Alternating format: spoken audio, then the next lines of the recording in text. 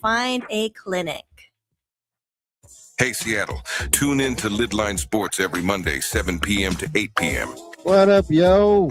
We are back. This is Pep and the man that don't take no mess, Mr. O-P-I-S, Mr. Stevenson. What say you? I hope you see the hat that I'm wearing right now. That's how mad I am.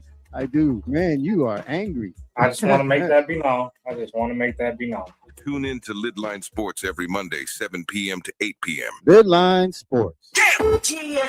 Hey, y'all. It's Traffic Jam with Kareem. Thursday at 4 p.m. Hey, Traffic Jam. Rainier Avenue Radio. Download the app so you don't miss out what's popping with Crack with Shiny. It's your boy, Cream the Dream, on another beautiful week on here on Traffic Jam in Seattle. I hope you guys doing what you're supposed to do, being supposed to be. I got a good show for y'all. A lot to talk about. You know, Kareem the Dream, keep up with everything. Get your entertainment news with Kareem on the Traffic Jam, Thursday at 4 p.m. This holiday season, come celebrate community, culture, and creativity at Together We Thrive Holiday Market, Saturday, December 13th from 11 a.m. to 5 p.m. inside the historic Columbia City Theater. Step into a festive wonderland filled with local entrepreneurs, unique handcrafted gifts, and the true spirit of the holiday. This isn't just a market, it's a movement. Because when we build together, we thrive together. At the heart of the Together We Thrive Holiday Market is mission, strengthening our community, increasing awareness of Black home ownership opportunities, creating pathways to generational wealth, and showing that our collective success is our community's greatest strength. Rainier Avenue Radio is proud to partner with the Black Home Initiative and the Washington Home Ownership Resource, helping spread the word about real resources, real pathways to homeownership. Enjoy holiday music, community connection, and a day dedicated to supporting local entrepreneurs. So join us Saturday, December 13th, 11 a.m. to 5 p.m. at the Columbia City Theater. Together We Thrive Holiday Market. Shop local, build community, create legacy. You're listening to RainierAvenueRadio.world. Check us out on social media, Facebook and Instagram, RainierAvenueRadio.world, and on Twitter at Rainier Ave Radio.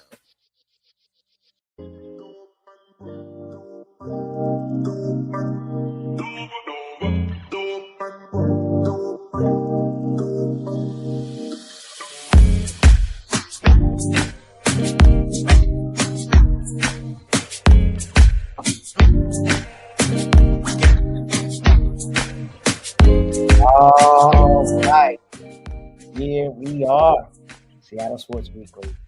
I am your host, Mazvita Maraire.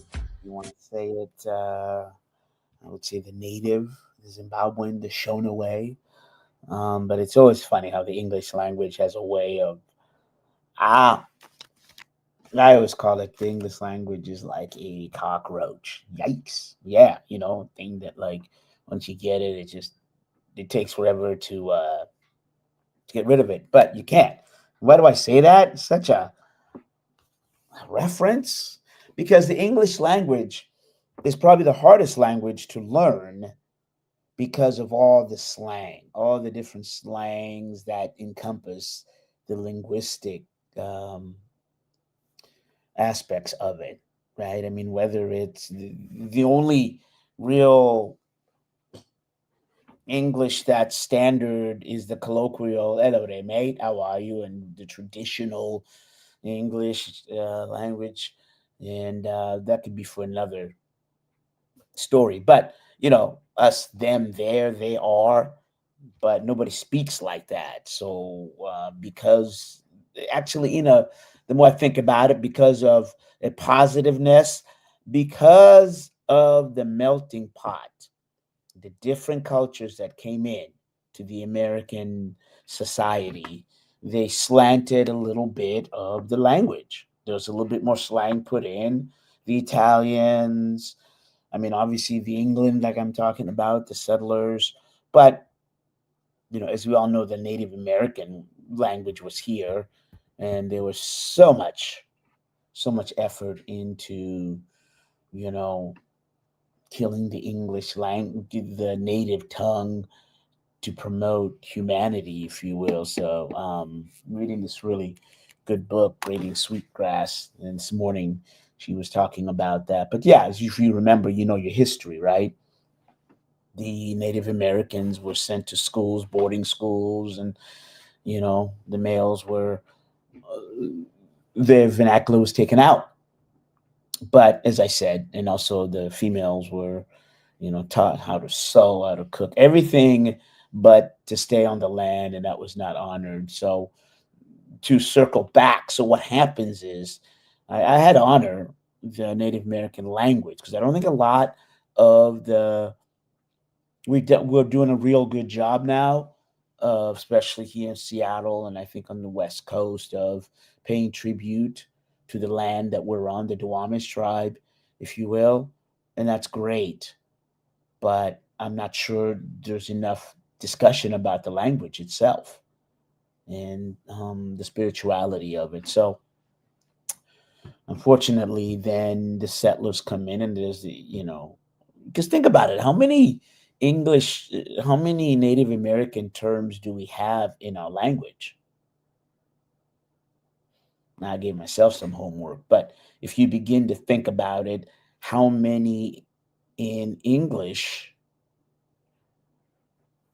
terms from, let's say, slang from the Italians, from Hispanics, Swahili is another of the languages that and I'm forgetting many here, but well, definitely we know, especially on the East Coast, right?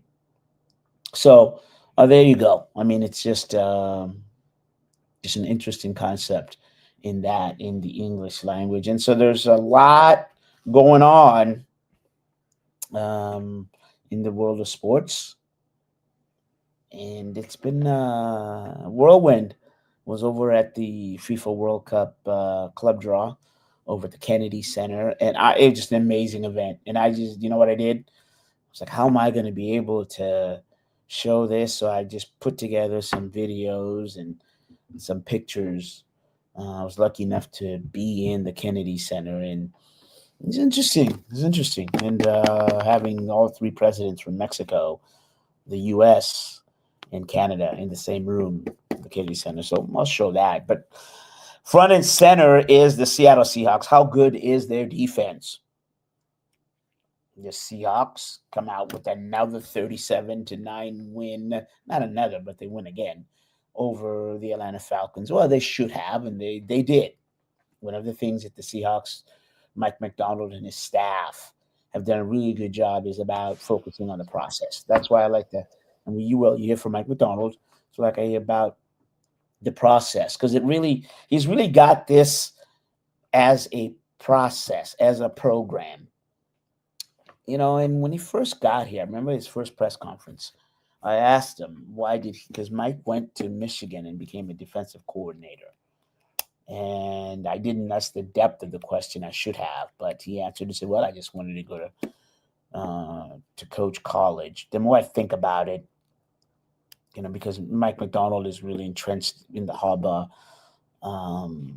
tapestry, if you will, because Jim Harbaugh was there coaching Michigan at the time when Mike became the defensive coordinator. Well, he was special teams, and then Mike then got plucked by John Harbaugh, who is the coach of the Baltimore Ravens, and that's when Mike became, their brothers, of course, the Harbaughs were, and that's when Mike McDonald became the defensive coordinator for Baltimore Ravens team. That was just incredible. And in the end, that his success there, ingenuity and his ability to scheme up defenses that are aggressive, got him the job here. This is his second year, and now you're beginning to see, here's somebody that said, no, for me to become a head coach, I have to go here and methodically learn at the different levels. And, and of course, Jay Harbaugh is the special teams coach for the Seahawks. So, and you saw the 100-yard return by Rashid Shaheed. But the Seahawks were just dominant. And what you're seeing now, again, is the Seahawks' ability to, in terms of McDonald and his staff, dial up these certain plays. And the way that the Seahawks play defense is it all looks the same. So you as a quarterback line up and you're saying, okay, man, it's the same look I got last down on first down, second down, and but yet that's when the Seahawks in their not only pre-snap but also in the post-snap. Pre-snap they look the same. They got 3 up front, and then they have, the 5 there. And then when post-snap the ball is hiked, that's when the deception happens. That is when you as a quarterback were like, wait a minute, last time I looked, Devon Witherspoon was covering the flat. And when Witherspoon got his interception, what he did was he fooled the the Falcons quarterback. And so he looked like he was going to blitz Witherspoon as he had done the previous play, but he took 3 steps back and covered the tight end, tipped the ball, and then got the interception. Those are the little things that are making the Seahawks a defense nobody wants to face. You just don't.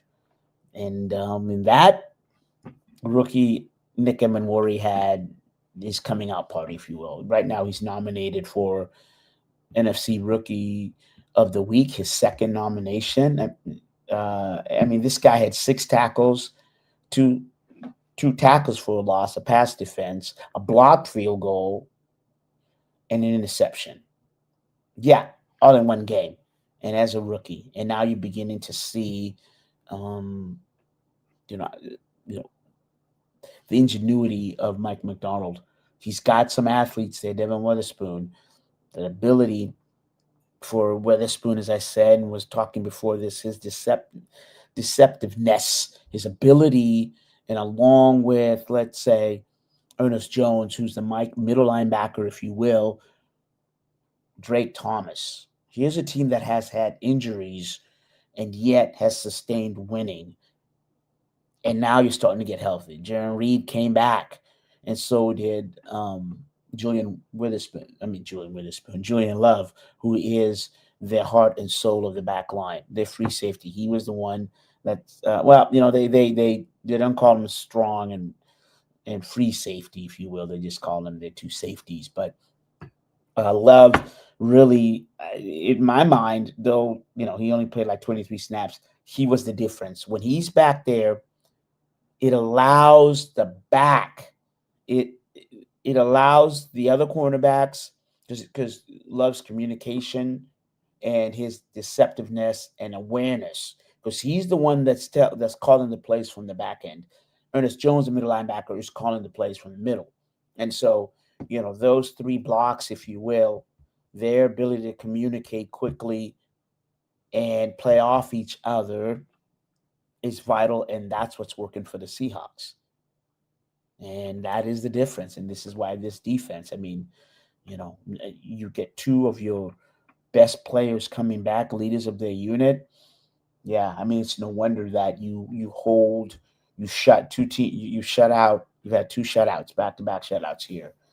The Seahawks have. Because remember the 26 win over Minnesota, and you follow that up with a 37-9. And when I mean shutout is, you kept the other team from the end zone. And against the Falcons, 2 field goals. And the Falcons were driving late in the game. In fact, I think they had a third, and the last Falcons drive, it was down. The Seahawks made a defiant goal line stance, and it's critical to understand, because most of the time teams aren't going to stand up for that, but the Seahawks defense absolutely did. And yeah, they made a goal line stance. It was 1st and 5 at the Seattle 5-yard line, and 4 consecutive plays in a row, the Seahawks stopped the Falcons. And this was 5:13 left in the game. Kirk Cousins incomplete pass. So, all right. So let's do that. Let's listen to Mike Macdonald from yesterday's press conference. Come out of that game, I think that's image that's in my mind is the guys celebrating with each other, and just the joy they have when their teammates have success, and just kind of talk about 12 as one. That's it right there, just in a nutshell. And happy for Nick, all the work he's put in. He had a tremendous game. Guys were excited for him, so that was really cool. Well, yeah, I think AB graded out as our highest offensive lineman yesterday, and he's playing hard, and he's got a great punch. I think his overall confidence is like probably at his high point in his career at this point.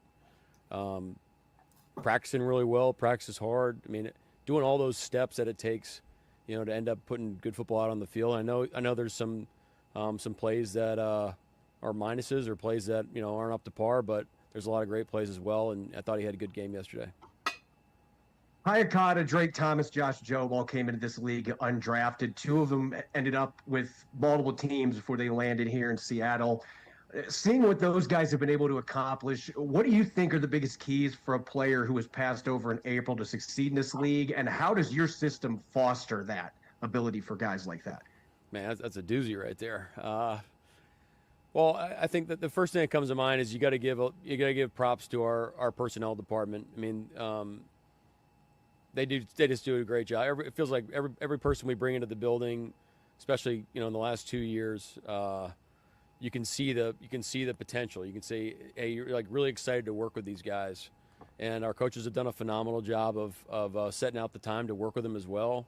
And on the players front, it's have a great attitude and freaking get after it every day, and just practice the way we practice. Don't be afraid to make mistakes, but prepare your tail off.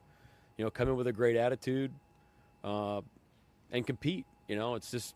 And I think one of the things that we do, I wouldn't say it's like a schematic thing. I just think as a program, we get a lot of reps, and we practice our young guys a lot, and we coach those guys up. I mean, all those reps are coachable reps, and we see it as an opportunity for our guys to grow. So. Hey, Mike. So the Falcons convert their first third down, and then they don't convert a third down for the rest of the game. They go 0 for 12, and then Witherspoon's interception is on 3rd and 3.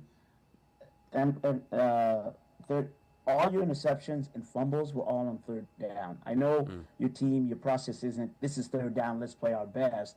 But what is it that's having you and your defense play so well on third and coming up with these? What's that in your process? Well, I got to give Carl Scott a lot of credit. He brought a lot of. He always has great ideas every week. He does a lot of the third down game planning for us. And he was convicted about some of the calls that we had this past game, and it was great to see those things come to life. So, and the guys did a great job of executing it. In Nick's interception, that's a defense we don't play that often, and the guys executed it phenomenally well. But it was really Carl's idea, and it was great to make it come to life. And then on the short yardage play, I mean. That's Chris Partridge's area. He does a great job game planning for it. Always has a great plan every week, and gives the guys a lot of confidence. And then at the end of the day, you guys got to go make plays, and you got to attack the football. And we had a funny little TV copy debate on who actually got the ball out, whether it was Jay Reed or D Law on the forced fumble. Turns out that DeMarcus beat him by a hair there. So sorry, Jay Reed, but next time, buddy. And then this is from this morning. What kind of team do you have on a day-to-day basis? I think we're talking about the process. And I mean, what kind of team do you have on a day-to-day basis? It's just us. It's just who we are. We just want to be us every day. We just had our team meeting here a while ago, and the guys are sore and they're tired, and they're beat up, but. The attitude is, hey, we're here and we're going to get our work done. We're going to attack this day and get better, and then go back and get ready to move on the rest of the week. So that's all you can ask for. And the guys have each other's backs, and it's a great group to go to work with every day. Hey, Mike, a few times now you've mentioned wanting more explosives in your run game. Why do you think those haven't come to whatever number, to level of efficiency that you would like? Well, we joke about it in the team room that we feel like we're a block away, and when I'm hearing your question, I'm thinking of like Sharbs' run early in the game yesterday, where we hit our spots and we got to the third level blocks, and Sharbs had a great run, and and got to the next level. I think that's something that we just got to keep attacking on offense. I think we're running really good plays. I think the guys are playing really hard. I think we're finishing plays really well. But I think when you start to get these, kind of like our kick return game, it's like we're right there. It's a block away. It's a detail here. It's a detail there. I don't think we need wholesale changes. It's just we got to just keep, chiseling away at this thing, and then ultimately, we'll see the results that we want. And one last one. What do you just make of Sam's overall numbers and efficiency compared to how often has turned the ball over this year? Efficiency compared to how you turn the ball over. If you just look at how many times we've turned the ball over, I think we'd all say it's too many. But I think Sam's playing really good football for us. There's a couple plays a game where we got to protect the ball a little bit better. But when Sam's clicking, and he has been for the majority of the season, I mean, we're playing really efficient football, and he's leading the charge for us. So keep plugging away, keep attacking it, keep slinging the ball, and we'll just, again, just like every other position, there's always things to correct from a week-to-week basis. Find new things to screw up, we'll keep growing from it together, and let's go rock and roll. Yeah, Ken's doing a great job. I mean, look, like you can't just say at the stat line and say he didn't have a good game. It's like he's playing incredibly hard. He's doing what we asked him to do. So sometimes the runs aren't there, or the defense makes a good play, or maybe we're not in a great play. So my message to him is just keep plugging away, keep doing all the things you're going to be doing that you've been doing, and it's going to work out. It's just we got to stick to this process. We can't be all bundled up with the results right now. We got to look at and see why some of these runs aren't hitting the way we want them to hit. And it's a team thing. It's not just a Ken thing. All right, so there you go. Mike McDonald kind of taking you through his thought process. I always think that it's interesting to hear the coaches, and if you start listening more from the holistic part of it, then you begin to understand, see how this thing is being built. And it's being built pretty good so far, as I said. And going back to Sam Darnold, he's got 11 interceptions for the season, and he had one against the Falcons. And again, it was one of those that it was tipped. But after the game, Darnold also said, "Yeah, maybe I shouldn't have thrown," because he threw the ball from his right across his body to the left to Elijah Arroyo, tight end. And there was a defender there who tipped the ball up in the air, and then it was picked off. So the question is, should he have thrown it? And Darnold, after the game, said, "Yeah, maybe I should have thrown it higher because Arroyo is a big tight end there." So the run game is something that has been of a discussion, contention, and yeah. So the Seahawks had 26 attempts for 129 yards. You want to, as a team, you want to rush over 100 yards per game. That's always kind of when you get to the century mark. Why that is, it means it's opening up.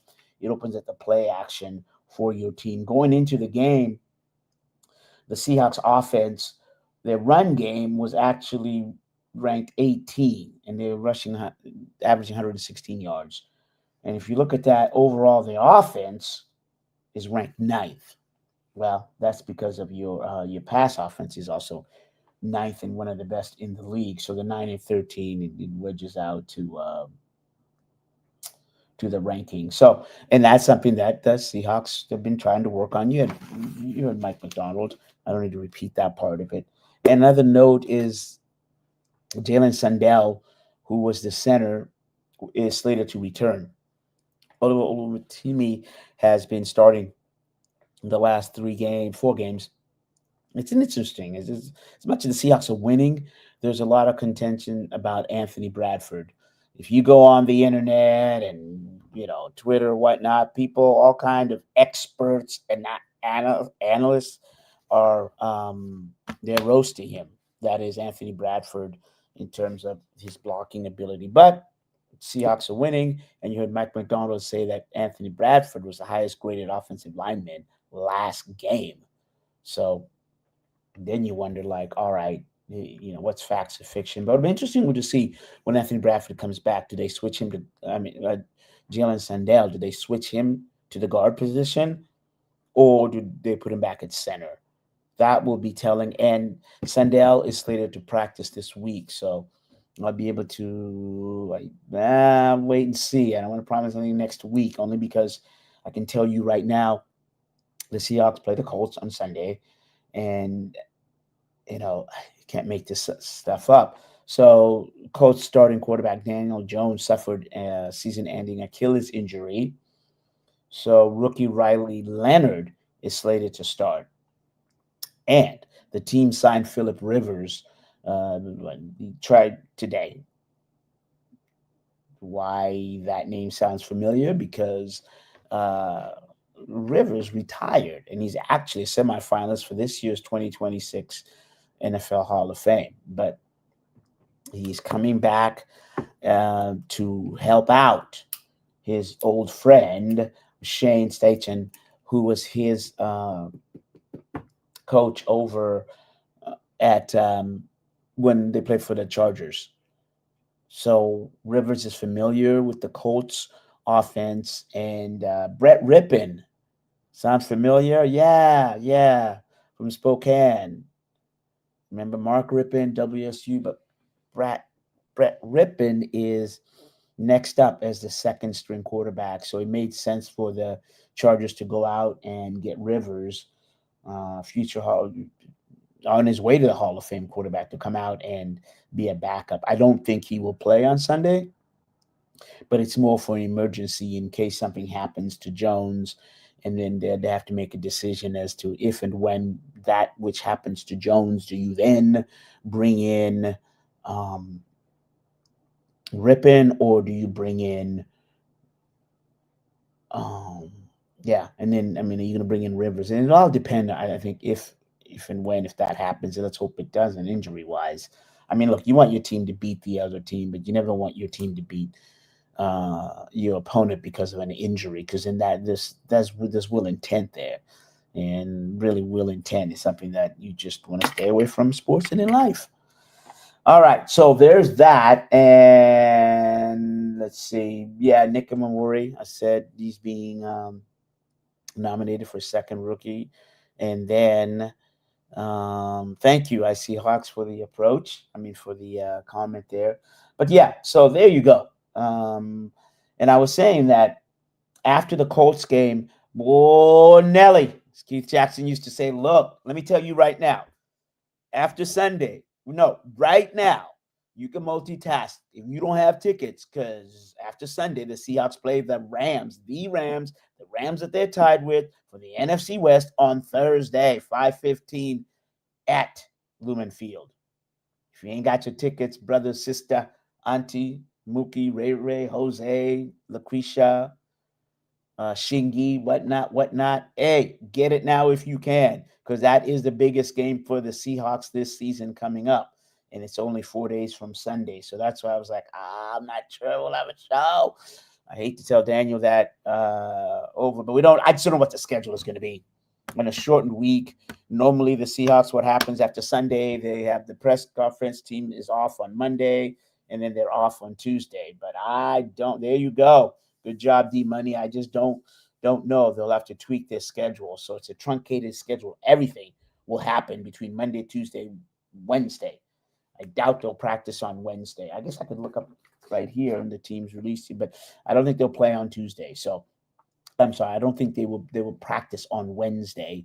Because normally what a team does the day before the game, they have a walkthrough, and then the coach gives us an update. So to be determined is all I can tell you. And from there on, we're going to go to, we're going to go to break. D-Money, take us to the break, and then we got World Cup.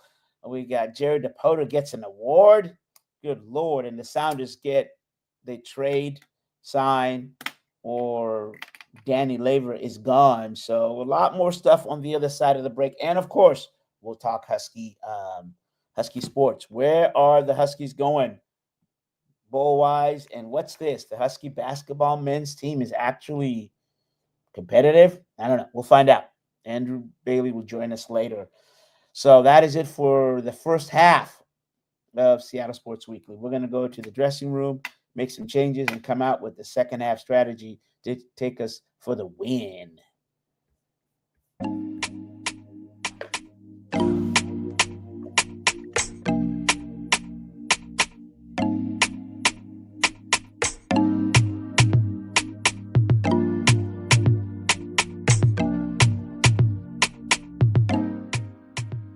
You are listening to Rainier Avenue Radio.world. Don't forget to log on www.rainieravenue.world.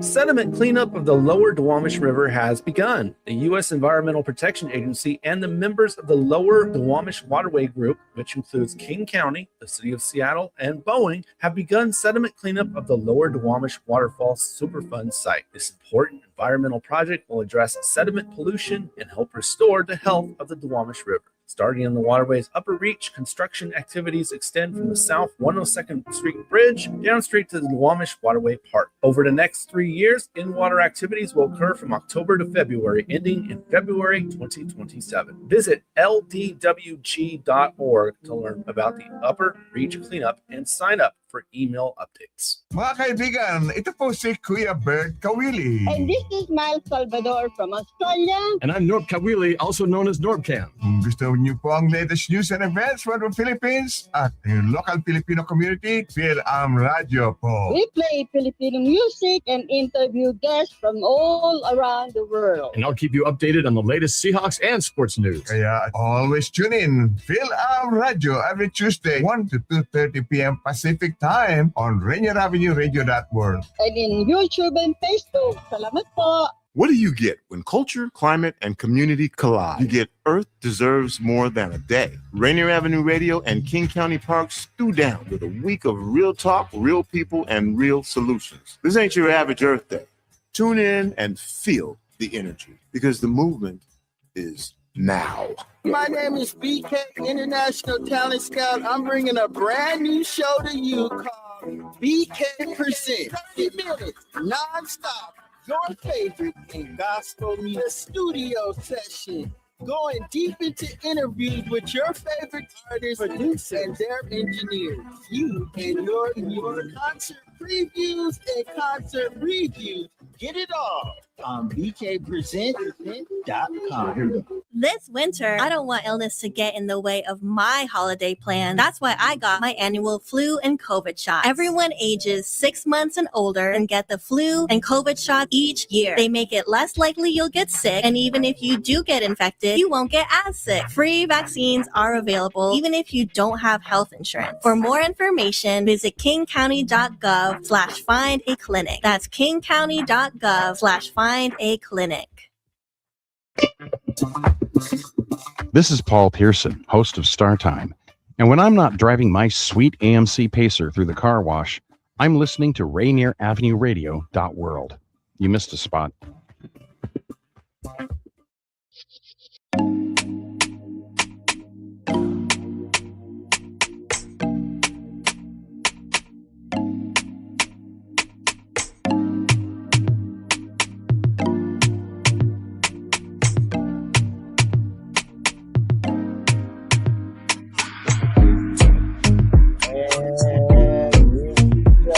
That's right. Here we go. Seattle Sports Weekly, second half. Thought I was gonna keep going, did you, in terms of my singing? Nah, I tell you what. When it comes to singing and music, I did play the trumpet way back in the day. I was actually pretty good. I made it to the middle school all-city band as a trumpet player. That's right. Yeah. I got a bit of music in me. How can I not? I've got some amazing family. OG Mambo, my cousin, he's on the show here. I think he co-hosts with D Money, if I remember. D Money, does he co-hosting with you? Will you put up the flyer if he's part of your show? But I know he's on there. Y'all kind of do your thing. And of course, I've got from there, oh boy, I probably started with my uncle, Doomy, came here, and then his daughter, Choniso.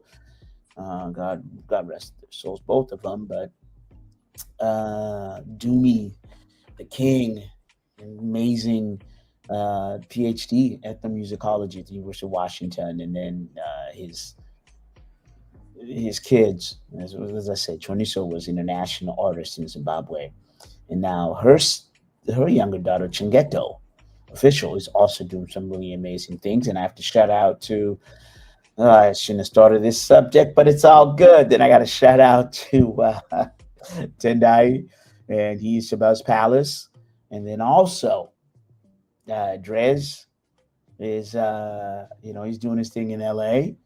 And then I think it's coming. Oh, I think this is public. And then, of course, ZNI, Z Music is also, he's rocking and rolling and doing his thing. And I think there's, I think I can say it. I think he's going to have a concert there at the Columbia City Theater. I know that him and Mr. Tony B were working out some things. And I think it is public that they're going to, there you go, music. And also Albert Smith, another one of my nephews, they're doing music. So it goes on and on and on in terms of music. But we even have the educational side. As you know, my sister's a PhD. She's a doctor. You all, she's a neurosurgeon, one of the top 10 in the world. So there you go. And also my shout out to my little niece Alice, who's recovering. So I could go on and on about family. Why couldn't you? And if you can't, that's on you. Yeah. Once I'm going to take a couple minutes to shout out to my family. I should say my friends too, but the family shout out. And also to John Hunt of Hunt Construction. So there you go. Just joy, joy, joy, joy. And speaking of joy, look, the holidays really are about family, food, and everything else, empowering our community. And one of the things Rainier Avenue is doing now is the Together We Thrive holiday market. And it's under the whole Shop Local Christmas. And it's being held at the Columbia City Theater this Saturday from 11 a.m. to 5 p.m. Look, you don't always have to go out there and rack up your credit card debt or, spend what little left money that you have, but just go by there. You know what I mean? And just your presence and I mean presence as in SENCE, makes a difference. It doesn't cost us anything to smile and say hello to our neighbors and, and spread joy. That is really what the holiday season is about. And then if you feel inclined, dip in your pocket, spend a little something, because as you know, I think local, as you know, Rainier Avenue Radio really stands for community. And it's about empowering community, not, in terms of the vendors, in terms of the businesses, but the schools and the people, the volunteers, and all those that make up our community. So get a chance, head out there this Saturday, December 13th, 11 a.m. to 5 p.m. Just take a stroll. Take a stroll and see all the festivities and everything else. So there you go. All right. So we're going to go. I got to switch. I got to do FIFA World Cup. And Seattle's going to host 6 matches. Yay. So how this worked out was Seattle is one of 16 host cities. This is 48 teams. This is the most that's been in FIFA. And Seattle will host 4 group stage. And then they will have a knockout stage. And I don't know why. A round of 16 and a round of 13 is what will happen for Seattle. And, this FIFA unveiling party that was back east was just incredible. It was a who. And, I like soccer. I mean, that's, soccer is that's my jam. And I mean, FIFA just did it up. And then, so there's a pre-function. And as I said, the U.S. soccer coach was there, former coach, Italian soccer coach, everybody was there. And it's at the Kennedy Center. It's one of those where, swanky wanky, whether you walk to the right, there is a station of food, different food. You go over there, there's a station of food. You go over here, there's a station of food. So in terms of the schedule itself, good job, D-Money. The Seattle's first game will see Belgium and Egypt here. All games are 12 o'clock. And then match 32, which is group stage game 2, we'll see Australia against USA. And that should be interesting. There's a possibility that Seattle Sounders midfielder Christian Rodin could be on the U.S. men's roster. He's played the last couple, participated U.S. men's friendly, and so he's got a chance at this. And then June 24th, it'll be Qatar, who hosted the 2022 World Cup, and they'll play the winner of the European qualifier. That'll see Italy, Northern Ireland, Wales, and then Bosnia-Herzegovina. They'll all play, those 4. And the winner then will be here, so in Seattle. And then Egypt will come back on the 26th against Iran. So, I mean, look, me as African, yeah, let's go. The Egyptians are coming. Yeah, a lot of people don't even want to say the Egyptians are African, but that's for the earlier show that we had. Look, so there you go. And then from there, there's a group stage game and then the knockout stage. So exciting things are happening. All right, so I'm gonna try to squeeze this in because you gotta see this. Let's see that video, D Money, of the FIFA World Cup draw. And Lauren Hill was there. Yeah. So all right, let's go, D Money. Let's see if we can squeeze this in before we go. What's that video? All right, so we'll see if we can play that video. And I might just have to try to play it as a share screen here. Let me see. All right, that's what I'll do. I will. I mean, it's worth it. Trust me. You all got to see this, and it's one of those. So I'm gonna go a different way. Let's share. We're gonna share the screen. And which one is it? I mean, this was just an amazing, swanky type of event. And I can't see. I can't show it here.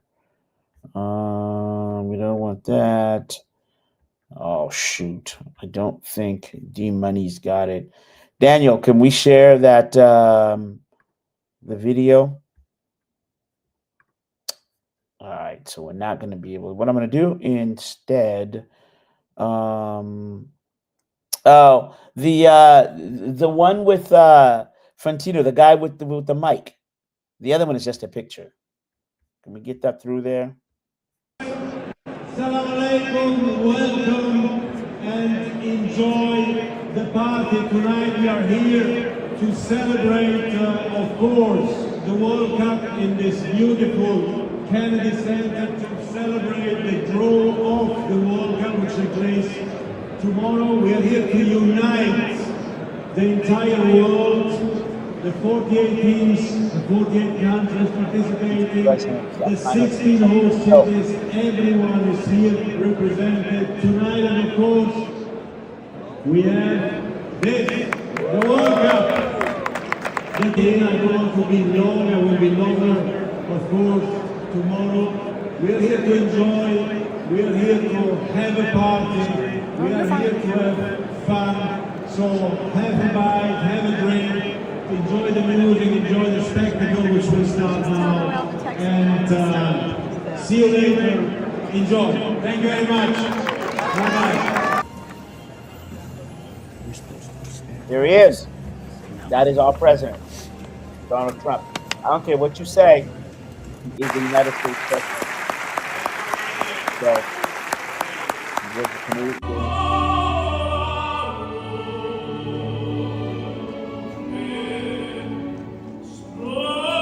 Andrea Bocelli was there. Famous Italian singer.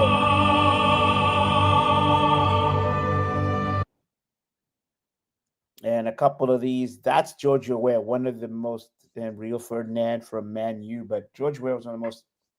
There he is, U.S. men's soccer coach.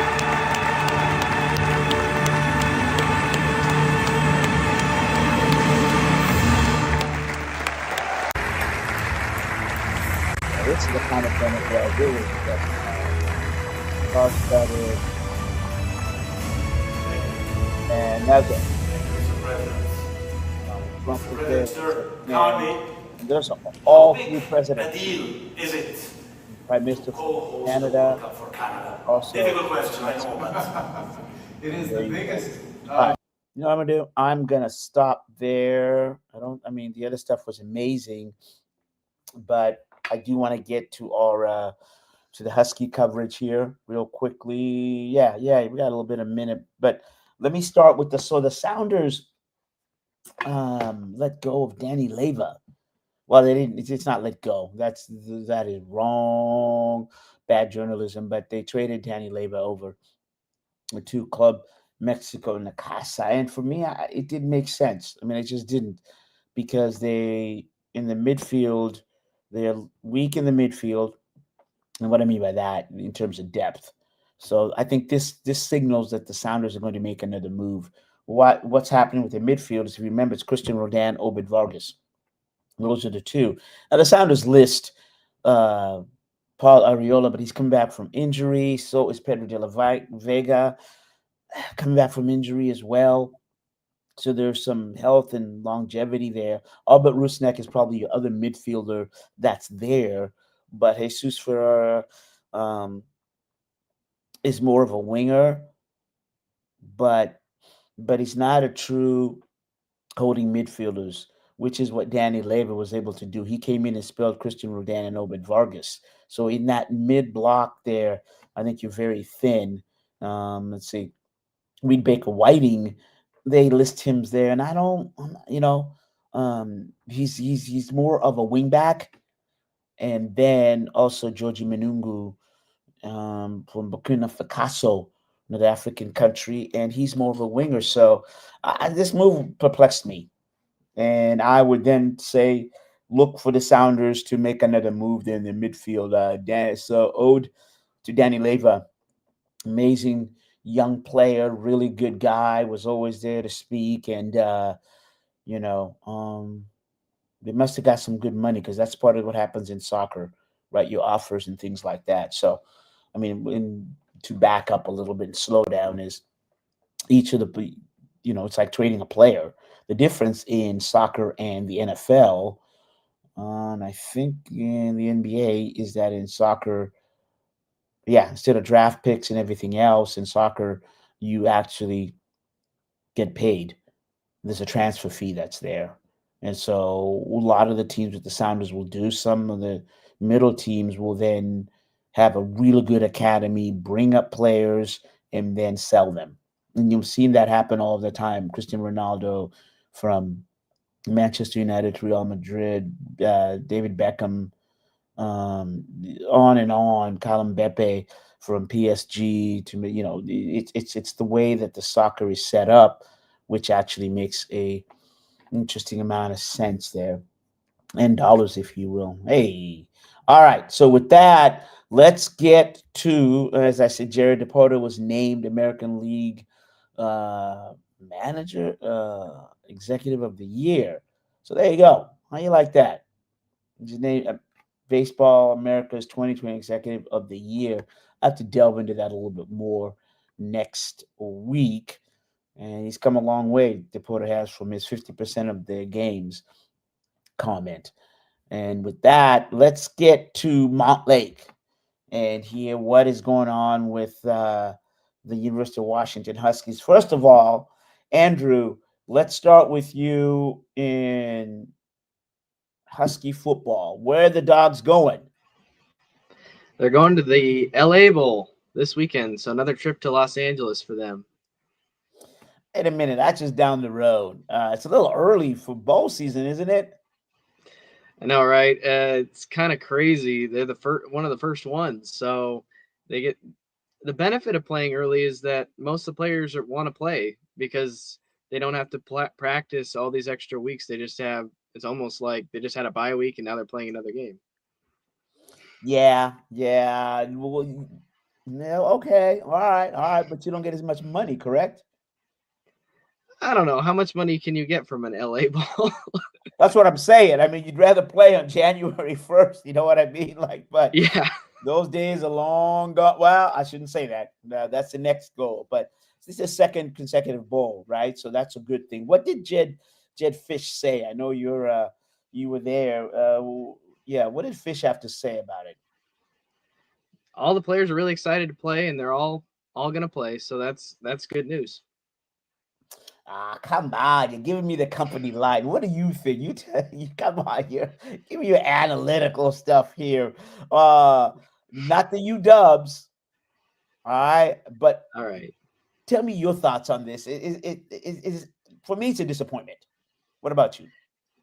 It's a little disappointing. I think they would have liked to have played in the Holiday Bowl on January 2nd if they had their choice and get to play against another Power 4 school, but losing to Wisconsin, that kind of did that in. They weren't able to make that happen because of that game. But I would say next best thing, you get to play in an NFL stadium, and Jonah Coleman and Denzel Boston get to showcase their skills in front of NFL scouts. Young players like Desmond Roebuck and Adam Muhammad get to play on a big stage in a primetime game. They're going to be the only game going on Saturday, college football wise, at 5:00. So about as good as you can ask for, I would say, as far as that's concerned. No, that's fair. I think that's a really, really good, good point there, just in terms of you're the only game in town, but they're playing Boise State, correct? Yeah. The winners of the Mountain West, they were in the college football playoff though a year ago. A little bit of a backtrack this year. They have 4 losses. Last year they only had 1, but still good opponent. Yeah, and Washington fans are familiar, and so are you with Boise State. Obviously, the connection from Chris Peterson and whatnot, and also Seattle Seahawks player. He is on IR right now. George Holani was right there, Boise State. So yeah, as far as playing, showcasing in the NFL, I mean, there's a team just across from where they play that I'm sure has kind of driven over the water and watched the Huskies a little bit. You know what I mean? Did you see John Schneider at any of the UW games this year? I didn't cross paths with John Snyder this year, but I'm sure he's working extra hard to get that NFL draft board ready to go for 2026. Yeah, no, and I say that because there has been times when Schneider has shown up to a Husky football game in past years. So, well, I guess that was Michael Penix was there. Kind of makes sense, right? Yeah, it would make a lot of sense for him, for sure. Fair enough. No. Tell the fans also, but a lot of scouts attend the games. Is that right? Because when you're in the press box, isn't that back row? Sometimes NFL scouts attend the games. Is that fair? Yeah, that is for sure. Especially when you look at the chart of where everyone sits and everything. Yeah, you will see NFL scouts listed on the seating chart, and there probably were quite a few at the last one because they had extra tables at the Oregon game. So, I mean, I think that might have been for more press, but it also probably was for more scouts too, because there's a lot of good players for Oregon and some for Washington as well. Man, I tell you, doesn't matter what we say, your purple runs deep. There you go. Grad. All right. At least here you can, you can go ahead when you're writing your stuff. You've done a good job on CascadiaSports.net of not showing your UW bias, and you becoming a astute analytical journalist. So that's good. But as we continue, UW basketball. What? They beat USC? Is that right? Yeah, I know. Unbelievable. Came back from 18 points down to beat USC to end an 11-game losing streak against the Trojans. How about that? Yeah, that is a surprise. And I know you didn't get to because there's only one of you, but you try to go to both press conferences. But can you tell us something about the state of the state of USC we see, but the state of UW basketball, men's basketball? They're trending in the right direction, that's for sure. Getting guys back healthy, I think, is really starting to help them out. Hannes Steinbach has had an amazing week. He had 29 points against UCLA, and he comes back, has another big game against USC with 24 points and 16 rebounds to collect his 5th double-double of the year. He's been incredible since he returned. He earned Freshman of the Week honors in the Big Ten. And Desmond Claude had a big game against USC as well, scoring 22 points against his former team, helping the Huskies make that comeback. Really, the defense picked things up there in the second half, because the first half, USC shot 50% from the field, got to the foul line a lot. And in the second half, USC only shot 25%. Huskies did a good job of not fouling and rebounding the ball tremendously in the second half. They out-rebounded the Trojans 25-12 in the second half, and just collectively as a unit just really picked things up in that second half to come from behind. Now, Steinberg is from Wolfsburg, Germany, correct? Correct. So yeah, he correct. is, what are you seeing about his game? I mean, he leads the team in three-point percentage. I mean, what are you seeing in his game? He can do just so much as not just a player who can post up in the paint, but he can also shoot it from deep. He's always in the right spot to get the rebounds. That's something Danny Sprinkle talked about, because I ended up going back and watching the press conference. He said he's kind of like a Dennis Rodman in that sense. He can read the angle of the rebound exceptionally well, and always just seem to find a way to get into the right place to get the rebound. And does so much more for this offense, because teams have to double team him and worry about him so much down low, and it opens up the game for other players to shoot the ball. Yeah, and he led Germany to the silver medal in the 2025 FIBA, Federation International Basketball Association, the U19 World Cup, and which the German team lost to the United States in the gold medal game. So here's someone that's aware. All right, so we have a holiday party this Saturday, 4 to 6 at the theater. Oh, whoops. That's yeah, you too. You can go. That's a eternal thing. Andrew, you're invited to the holiday party as well. Hey, all right. So with that, Andrew, thanks. We gotta go, brother. I don't know if you thank you to the Rainier Avenue Radio World Party, but yeah, holiday party. Good job, and your stuff is up there, CascadiaSports.net. So now you're just gonna focus on basketball, and you don't have to straddle the two.